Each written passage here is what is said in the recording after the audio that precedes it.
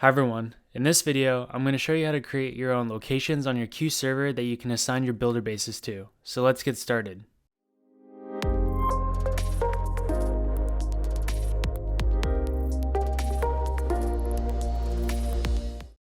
Location assignments is a feature of the Quantum platform where you can assign locations to specific builder bases that are connected to your Q server. As you can see here, I'm on the Clients tab of my Q server.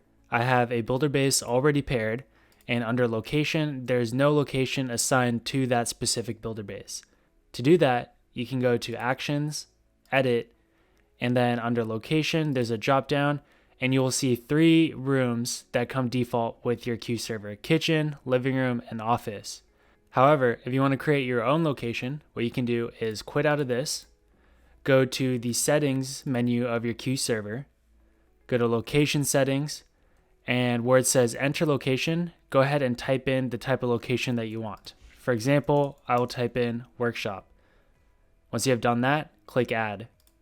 Now, as you can see, the workshop location that I had typed in is now a part of the list. You can manage these locations, you can delete them from the list if you don't want to use them.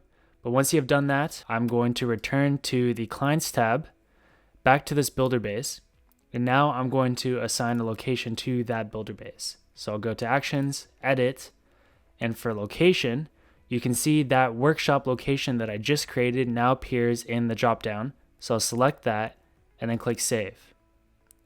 Now, as you can see here, the builder base that's assigned to my Q server has the workshop location assigned to it, and this is pretty useful, especially when you have multiple builder bases paired to your Q server. Assigning locations just help distinguish it and help you manage these different builder bases beyond than just creating a name for it. So that's how you create location assignments for your builder bases. I hope you enjoyed this video, and thanks for watching.